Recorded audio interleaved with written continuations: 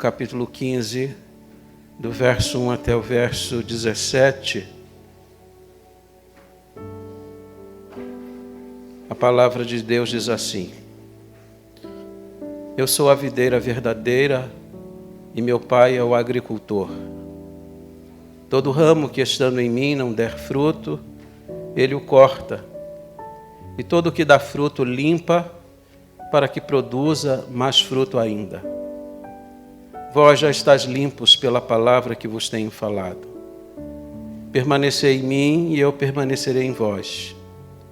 Como não pode o ramo produzir fruto de si mesmo, se não permanecer na videira, assim nem vós o podeis dar, se não permanecerdes em mim.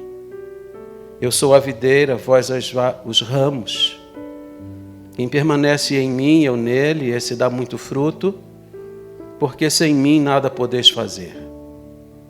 Se alguém não permanecer em mim, será lançado fora, à semelhança do ramo, e secará, e o apanham, lançam no fogo e o queimam. Se permanecerdes em mim, as minhas palavras permanecerem em vós, pedireis o que quiserdes e vos será feito. Nisto é glorificado meu Pai, em que deis muito fruto, e assim vos tornareis meus discípulos. Como o Pai me amou, também eu vos amei, permanecei no meu amor. Se guardardes os meus mandamentos, permanecereis no meu amor, assim como também eu tenho guardado os mandamentos de meu Pai, e no seu amor permaneço. Tenho-vos dito estas coisas para que o meu gozo esteja em vós e o vosso gozo seja completo. O meu mandamento é este, que vos ameis uns aos outros assim como eu vos amei. Ninguém tem maior amor do que este, de dar a alguém a própria vida em favor dos amigos. Vós sois meus amigos se fazeis o que eu vos mando. Já não vos chamo servos, porque o servo não sabe o que faz o seu senhor. Mas tenho-vos chamado amigos, porque tudo quanto ouvi de meu Pai vos tenho dado a conhecer.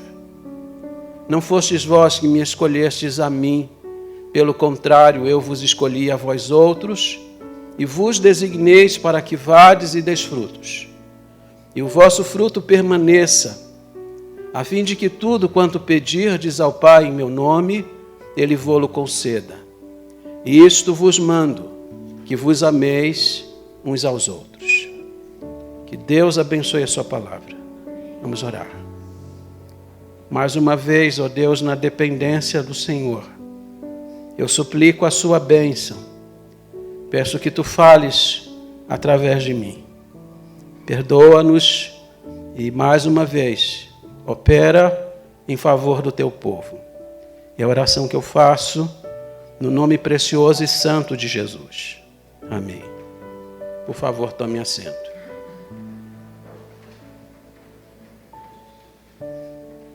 Observe que este foi o último discurso de Jesus antes da sua morte.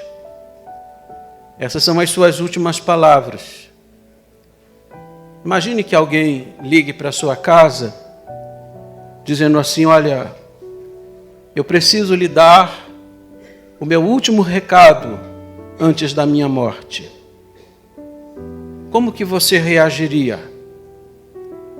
Certamente as últimas palavras de uma pessoa são as suas palavras mais importantes. Então nós correríamos ao encontro dessa pessoa para ouvirmos aquilo que ela tem para falar. Agora, imagine se esta pessoa fosse o Senhor Jesus Cristo. Pois é o que nós temos aqui nesta passagem.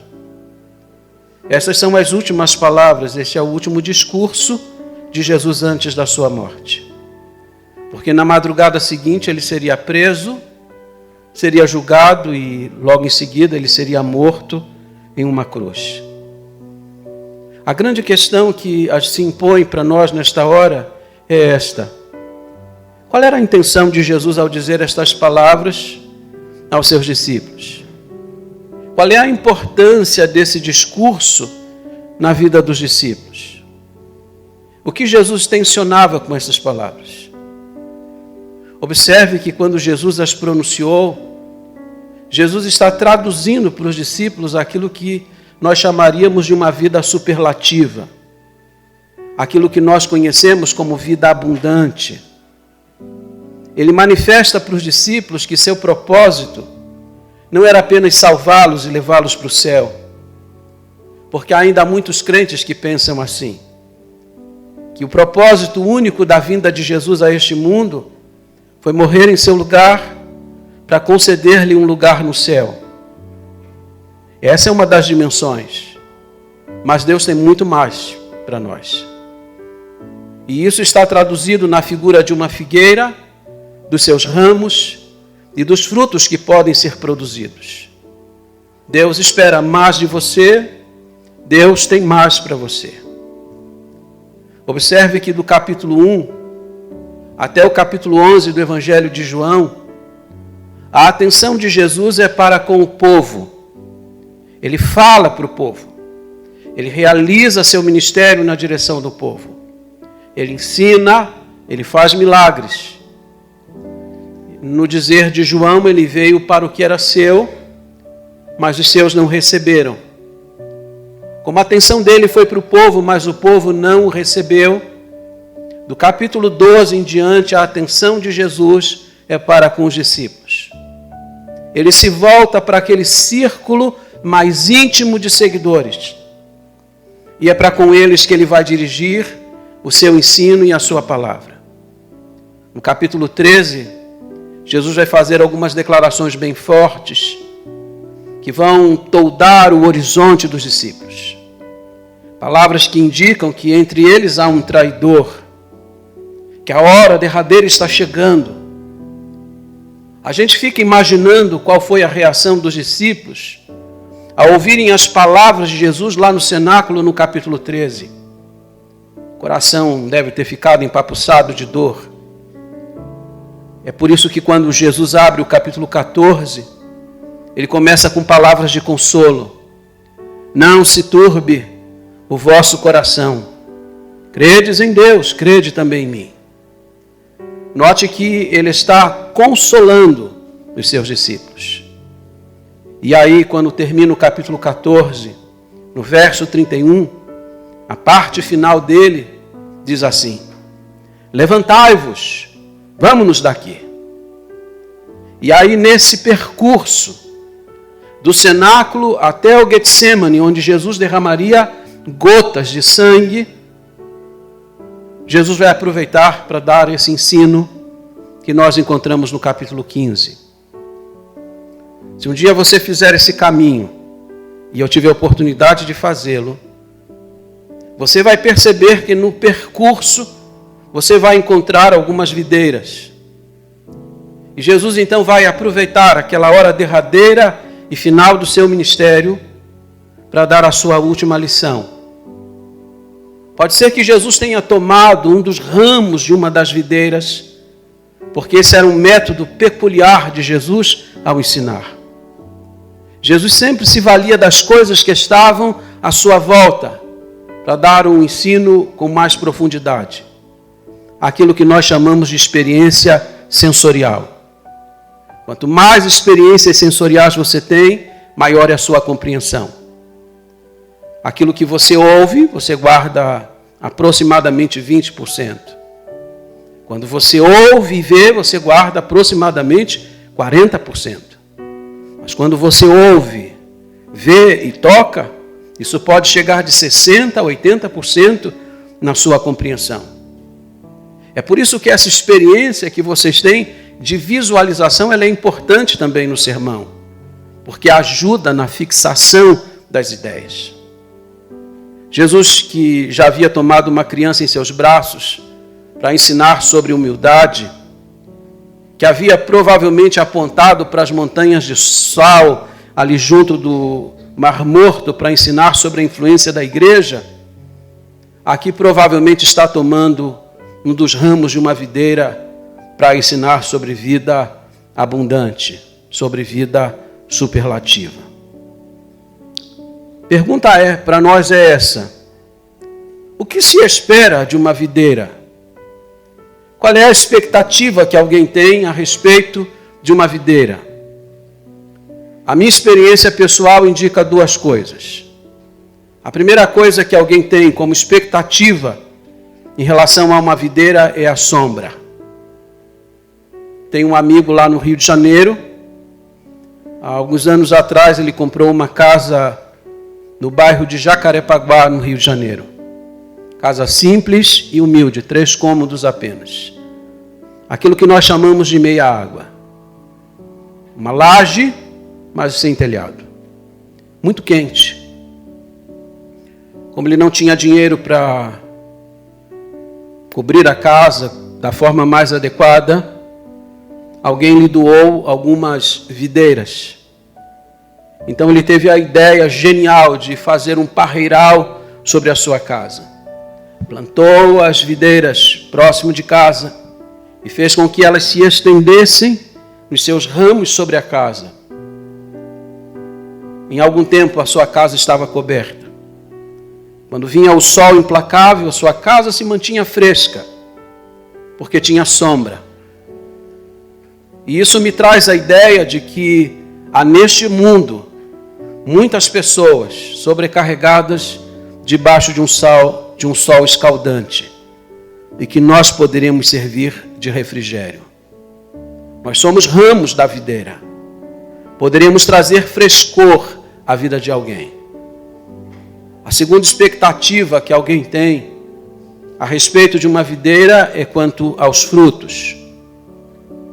Quem planta uma videira não tem apenas a expectativa de que ela cresça, que ela se espalhe.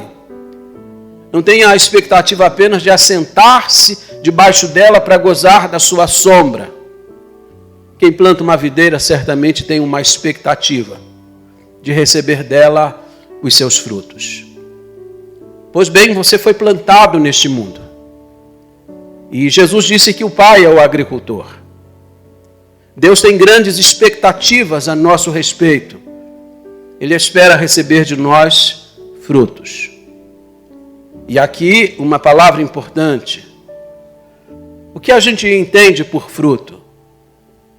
No chamado evangelicalismo brasileiro, muito afeito ao reducionismo, nós pensamos em frutos apenas como almas. Então, quando alguém ganha uma pessoa para Cristo, nós dizemos, essa pessoa está frutificando. Ela ganha almas para Cristo. Porque nós entendemos que frutos são apenas almas ganhas. Mas será que se refere somente a isso? Será que tudo aquilo que fazemos para a glória de Deus, que promove a sua glória, não é fruto? Alguém que devota a sua vida a cuidar de quem necessita, isso não é fruto? Uma cozinheira, uma merendeira que trabalha em uma escola, e eu tive uma experiência com uma, que prepara o alimento da melhor forma possível e testemunha naquele ambiente da sua dedicação. Será que aquilo não é fruto? Nós temos em nossa igreja uma pessoa que está hospitalizada em Sorocaba, num estado bastante crítico. A esposa não pode acompanhá-lo o tempo todo. Nós temos um jovem aqui da igreja que tem ido para Sorocaba para revezar, passar a noite no hospital. Isso não é fruto. Deus espera receber frutos que glorifiquem seu nome. Tudo aquilo que você faz e promove a glória de Deus e o benefício dos outros, isso pode ser um fruto que Deus espera receber de nossa parte. Mas eu lhes pergunto, que fruto Deus tem recebido de nós? Quando olhamos para a experiência bíblica, para a narrativa bíblica, nós vamos encontrar 3 tipos de videira. A videira do passado, a videira do futuro e a videira do presente. A videira do passado, a nação de Israel. A Bíblia diz que Deus plantou Israel neste mundo para colher de Israel frutos doces e agradáveis. Mas a nação foi rebelde e entregou a Deus apenas frutos amargos. aquilo que a Bíblia chama de uvas bravas. Deus tinha uma expectativa, mas Israel não pôde cumpri-lo. Quando olhamos para o futuro, encontramos outra videira. Porque diz a Bíblia que Jesus, na sua ira, vai pisar o lagar.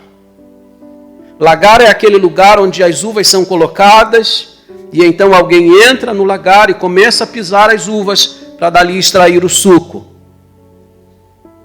A Bíblia diz que vai ser assim no final da história. Os homens ímpios vão ser pisados no lagar, na ira santa e justa de Jesus Cristo. Mas quando olhamos para as Escrituras, encontramos também a videira do presente. Jesus disse: vocês são ramos da videira. Eu sou a videira. Vocês são os ramos. Vocês estão ligados a mim. Que privilégio inaudito nós temos. Mas observem vocês que isso não é apenas privilégio. Isso é uma responsabilidade. E essa responsabilidade vai implicar em pelo menos 4 aspectos que eu quero trazer à mente esclarecida de vocês. Primeira responsabilidade: produzir frutos. Quem planta uma vide tem expectativa de receber fruto. Embora a videira seja bela na sua forma, você sabe que a videira não é uma planta ornamental.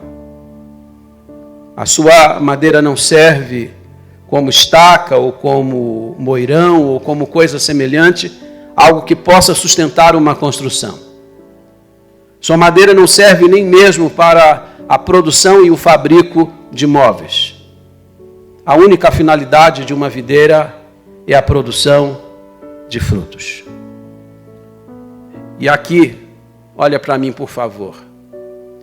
Há pessoas, talvez aqui neste auditório, que digam assim: eu não sei para que eu existo. Eu acho que Deus me fez sem dom algum. Você acha que o Deus que criou o universo vasto, o Deus que colocou cada estrela no lugar, um Deus tão criativo na forma como criou o homem, um Deus que criou um cérebro que é algo extraordinário e indevassável à mente humana, criou você sem nenhum tipo de criatividade, sem nenhuma expectativa a seu respeito?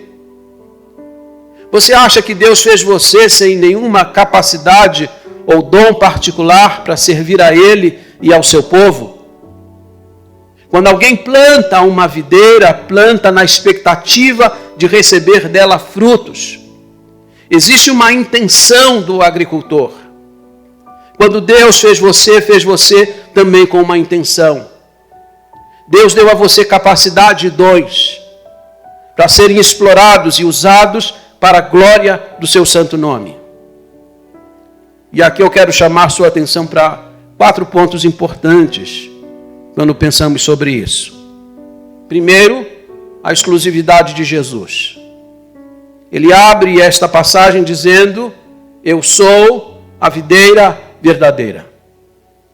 Ele faz uso do verbo egoimi, eu sou, identificando-se com o próprio Deus. E como Deus, com a autoridade de Deus, eu sou. Eu sou a videira verdadeira. E note que ele não apenas evoca a sua exclusividade, dizendo, ele não disse eu sou uma das videiras, ele disse eu sou a videira. E ele ainda vai acrescentar um adjetivo. Vai adjetivar a sua fala dizendo, eu sou a videira verdadeira. Segundo, a expectativa de Deus. Deus tem uma expectativa a nosso respeito. Deus espera receber de nós os frutos. O agricultor que planta, que aduba, que cuida, que rega, está fazendo isso na expectativa de receber frutos. Muito fruto, mais fruto. Mas você sabe também que a experiência nossa em nossas igrejas aponta para uma realidade muito triste. As pesquisas indicam que metade dos crentes das nossas igrejas nunca deram fruto algum. A pesquisa indica que 1/3 dos crentes das nossas igrejas dão algum fruto e que apenas 5% dos crentes das nossas igrejas dão muito fruto. A pergunta que eu lhe faço é: em que grupo você se encontra? Dos que são estéreis e sem frutos? Dos que dão algum fruto? Ou daqueles que dão muito fruto? E eu lhe garanto, Deus tem expectativa de que você entregue a Ele muito fruto. Terceiro, a função da palavra. Jesus diz no verso 3: vós já estáis limpos pela palavra que vos tenho falado. Sabe o que limpa o crente? A palavra. Vez por outras aparece alguém aqui e diz: pastor, o que o senhor vai fazer a respeito para consertar a igreja? Eu digo: eu não conserto a igreja. Eu prego a palavra, e a palavra de Jesus é que limpa os crentes. Mas note que Jesus está dizendo isso dentro de um contexto. Ele não está dizendo essa palavra num contexto diferente desse, que envolve os frutos. O que Jesus está ensinando é muito simples. Ele está dizendo que essa é uma condição para que um crente comece a frutificar. Que ele tenha comunhão com a palavra. Porque quando ele tem comunhão com a palavra começa a limpá-lo. Começa a fazer aquilo que o agricultor faz com a videira, podando, cuidando, preparando. Porque se você não tem comunhão com a palavra, se você não lê a palavra, se você não a preza, você vai ser certamente um crente infrutífero. Deus vai usando a palavra dele para podar a nossa vida. Deus tem maneiras extraordinárias de podar-nos. Vez por outras ele nos poda através dos sofrimentos. Eu mesmo tenho sentido alguns cortes desta poda em minha própria vida. Mas o método preferencial de Deus é limpar você à medida que você tem comunhão com a palavra dele. E por último, a natureza do tronco. Jesus disse: eu sou a videira e vocês são os ramos desta videira. Esses ramos são compatíveis com a videira. Isso significa que o fruto que deva ser produzido em sua vida é um fruto muito compatível com a pessoa de Jesus Cristo. Seria estranho você ser um ramo da videira e produzir um fruto tão distinto da pessoa de Jesus Cristo. Olhamos para a vida de alguns crentes e não percebemos muitas vezes que aquilo que está sendo produzido tenha alguma relação com o Senhor Jesus Cristo. Se você é ramo da videira, você vai produzir um fruto que seja compatível com aquele que se declara dessa forma. Segunda lição para a gente pensar nessa manhã, a partir da palavra e do ensino de Jesus. A importância da permanência em Jesus. 11 vezes nesta passagem, Jesus vai usar o termo permanecer. Verso 4. Permanecei em mim, e eu permanecerei em vós. Como não pode o ramo produzir fruto de si mesmo, se não permanecer na videira. Verso 5. Eu sou a videira, vós os ramos. Quem permanece em mim, e eu nele. Verso 6. Ora, se alguém não permanecer em mim, será lançado fora. Verso 7. Se permanecerdes em mim, e as minhas palavras permanecerem em vós. Verso 10. Permanecereis no meu amor, assim como eu tenho guardado os mandamentos de meu Pai, e no seu amor permaneço. Verso 16. Não fostes vós que me escolhestes a mim, pelo contrário, eu vos escolhi a vós outros, e vos designeis para que vades e desfrute, e o vosso fruto permaneça. Veja a insistência do termo permanecer.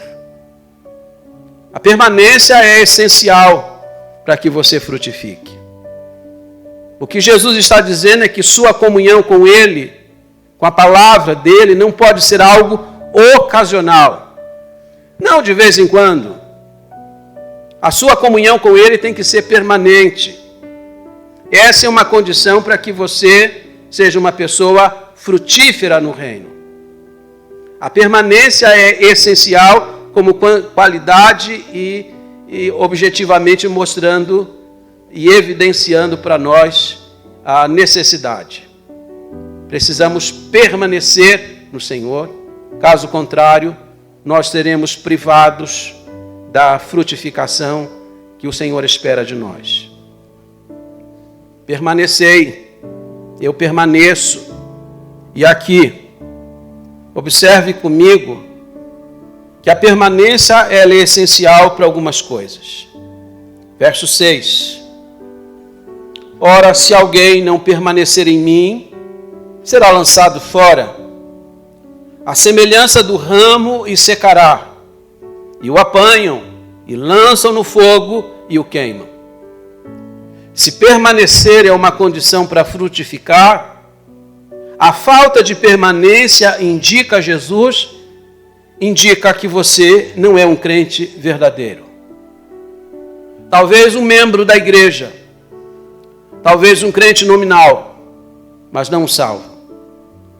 Você pode ser batista e não ser salvo. Ser assembleiano e não ser salvo. Ser presbiteriano e não ser salvo. Porque a condição para que alguém seja salvo é que este tenha permanência em Jesus Cristo. Essa é uma realidade que Jesus aponta nesta passagem. Se não há permanência em Jesus é porque não há comunhão com Ele. Mas note mais, verso 7. Aliás, verso 7 diz assim: se permanecerdes em mim e as minhas palavras permanecerem em vós, pedireis o que quiserdes e vos será. A permanência em Cristo é essencial para que haja êxito na oração. Por que será que muitas das nossas orações não alcançam sucesso? Por que nós não colecionamos respostas de oração à medida em que nós oramos tanto?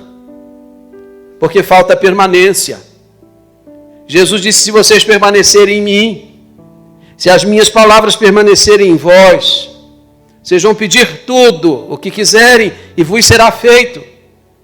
E será feito porque você vai pedir de acordo com esta palavra na qual você permanece.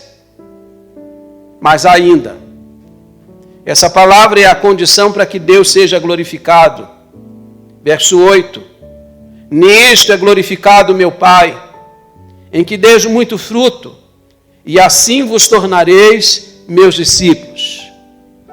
Deus tem sido glorificado. À medida que você permanece em Cristo, nessa doce comunhão com Cristo, Deus vai sendo glorificado. E note mais o verso 9. Como o Pai me amou, também eu vos amei, permanecei no meu amor. Deixa eu lhe perguntar. Você tem noção do quanto Deus Pai ama a Deus Filho? Você pode mensurar a profundidade do amor de Deus Pai por Deus Filho? O modo como Deus Pai devota amor para com o seu Filho? Pois Jesus disse: se vocês permanecerem em mim e as minhas palavras permanecerem em vocês, então eu vou amar vocês da mesma forma como o meu Pai me ama. Ou seja, você vai desfrutar de um privilégio inaudito que somente Deus Filho pôde desfrutar por toda a eternidade. Terceiro lugar, como parte do ensino de Jesus, ele vai dizer no verso 10: se guardardes os meus mandamentos, permanecereis no meu amor, assim como eu tenho guardado os mandamentos de meu Pai, e no seu amor permaneço. Quando é que eu permaneço no amor de Jesus. Permaneço no amor de Jesus quando eu guardo os seus mandamentos. Eu fico pensando muitas vezes em cada um de nós, que semana após semana, domingo após domingo, vai recebendo a instrução nos cultos da igreja. Lemos a palavra em nossa casa e recebemos a instrução. Pergunta é, o que fazemos com tudo isso? O que fazemos com a instrução que recebemos? Porque de uma coisa eu estou seguro, irmãos. Erramos não por falta de instrução. Erramos por falta de obediência. Ninguém aqui neste auditório vai poder dizer um dia, olha Deus, eu errei muito, porque eu não fui instruído. Instrução nós temos recebido. O que nos tem faltado, essencialmente, é a obediência. E aí você olha para a pessoa de Jesus, que apresentou frutos viçosos em sua vida. Duas coisas você precisa observar. Primeiro, o modo como ele sempre obedeceu. Em João capítulo 8, versículo 29, ele termina dizendo, porque eu sempre faço o que lhe agrada. Ele está se referindo a Deus Pai. Eu faço sempre o que agrada a Ele. Foi desse modo que ele obedeceu.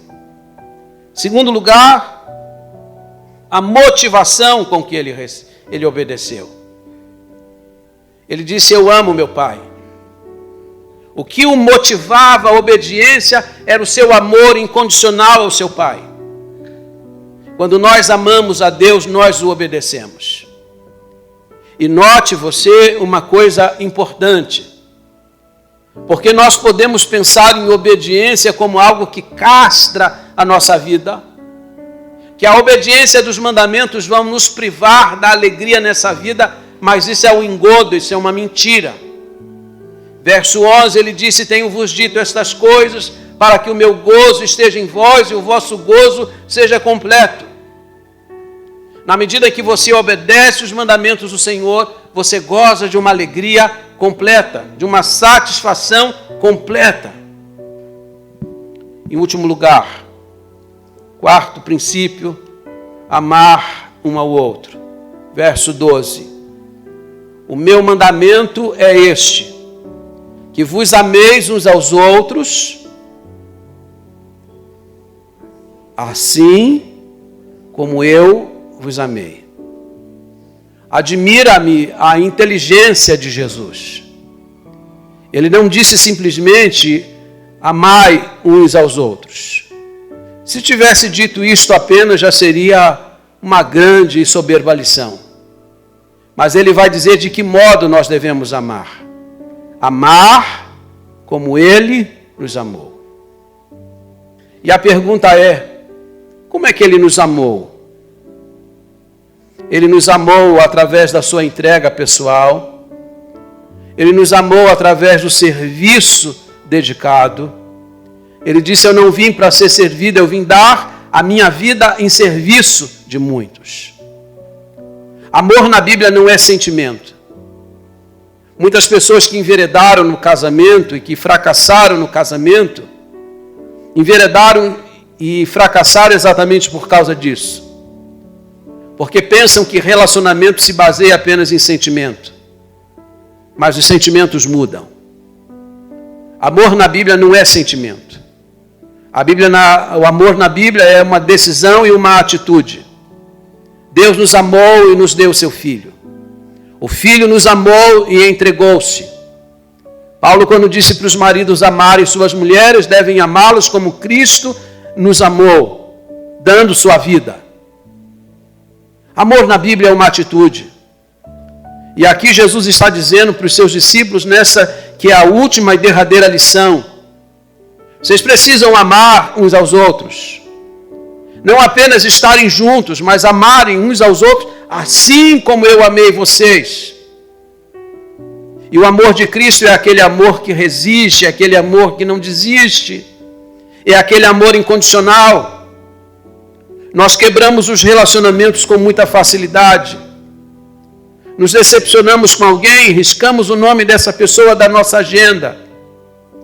Estabelecemos um limite de quantas vezes essa pessoa pode errar conosco, e se ela errar naquele ponto, então nós esquecemos dela. Foi isso que Jesus ensinou. Amem uns aos outros, assim como eu os amei. E note que Jesus está falando disso no contexto de frutificação. Por que será que nós temos tantos crentes na igreja que não dão fruto algum? Porque eles estão colecionando na vida não amigos, mas inimigos. E note como que Jesus qualifica os seus discípulos. Ele disse: eu vos tenho chamado amigos. Vocês são meus amigos. E eu pergunto, será que aqueles amigos um dia falharam com Jesus? Não diz Lucas que todos eles o abandonaram? Não diz a Bíblia que Pedro negou a Jesus e que Judas o vendeu? Lembre-se que quando Judas se apareceu no jardim do Getsemane, a pergunta de Jesus para ele foi esta: a que vieste, amigo? Ou você acha que Jesus está sendo irônico? Amem uns aos outros assim como eu vos amei. Essa é uma condição para que você frutifique. E essa é uma razão também muito simples, porque crentes na igreja estão aqui plantados há 20, 30 anos e não dão fruto algum. Porque são incapazes de perdoar e são incapazes de amar uns aos outros da forma como Cristo amou. E então eu vou terminar com 3 palavras aos irmãos, tentando fazer a fixação do ensino desta manhã. A primeira: Deus é o agricultor. E aqui eu quero chamar sua atenção para alguns versos. Verso 6. Se alguém não permanecer em mim, será lançado fora. A semelhança do ramo e secará, e o apanham, lançam no fogo e o queimam.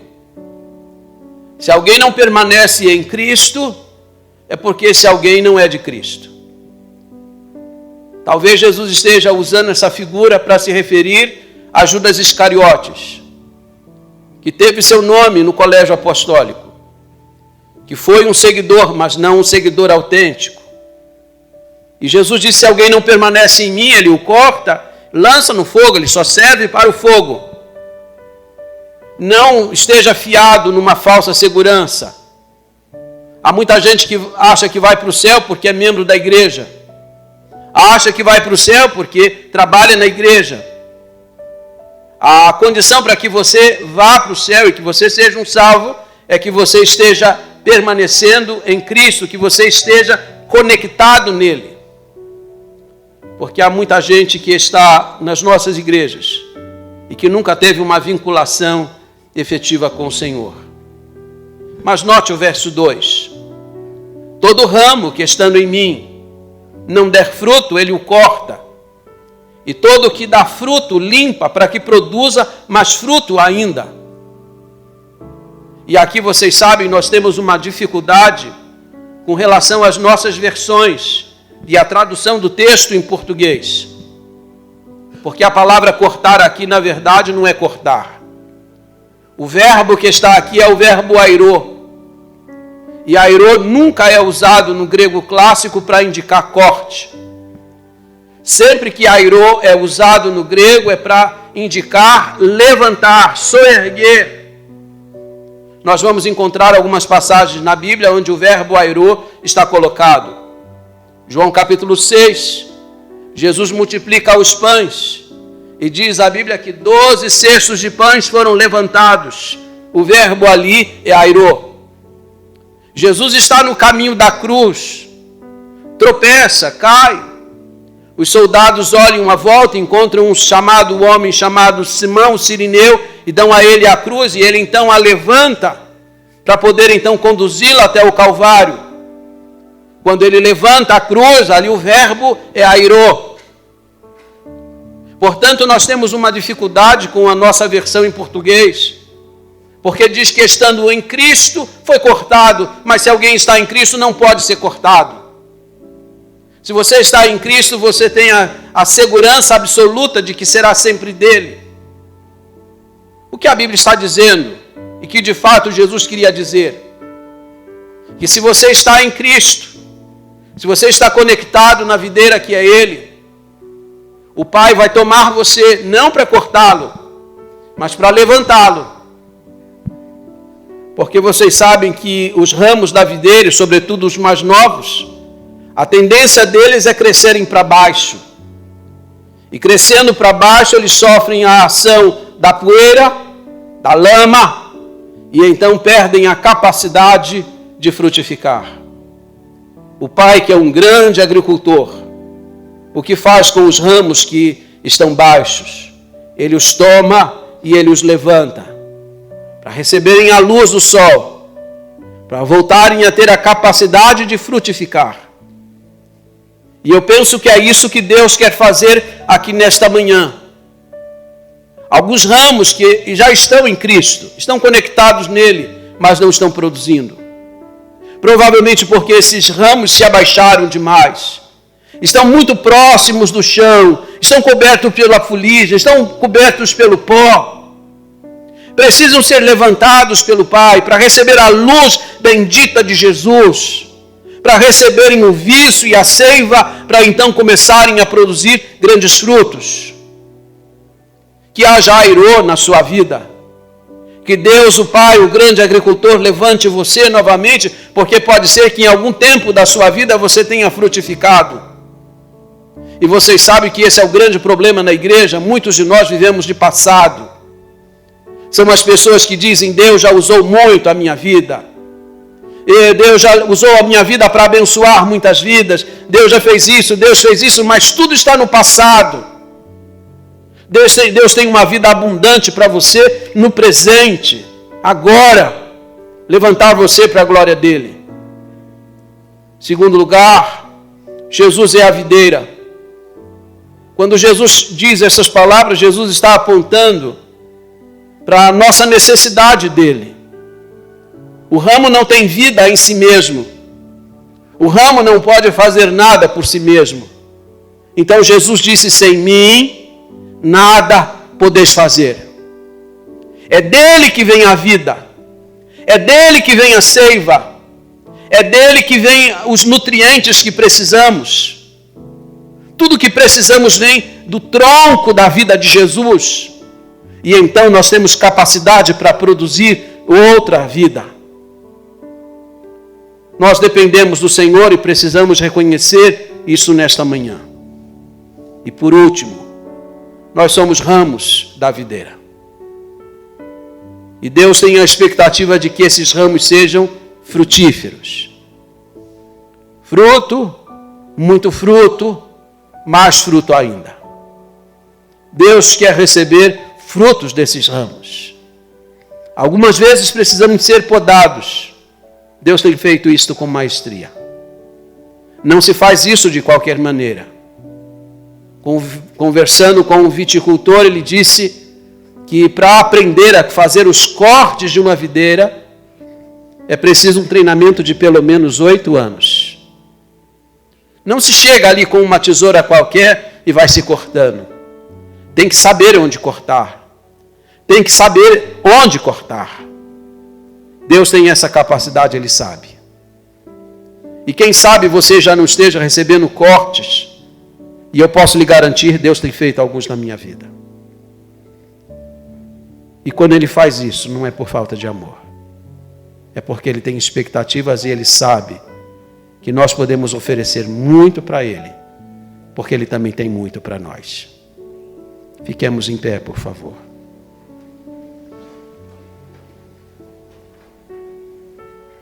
Como lhes disse, metade dos crentes nunca deram fruto. 1/3 dos crentes dão algum fruto. 5% dos crentes dão muito fruto. Em que grupo você se identifica? Dos que não dão fruto nenhum.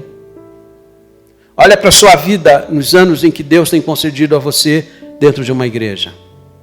Você já deu algum fruto? Você tem dado algum fruto ultimamente? Você tem dado muito fruto? Talvez você precise ser levantado novamente. Ou talvez você não seja da videira. Quando alguém é da videira, o Senhor não corta e joga fora.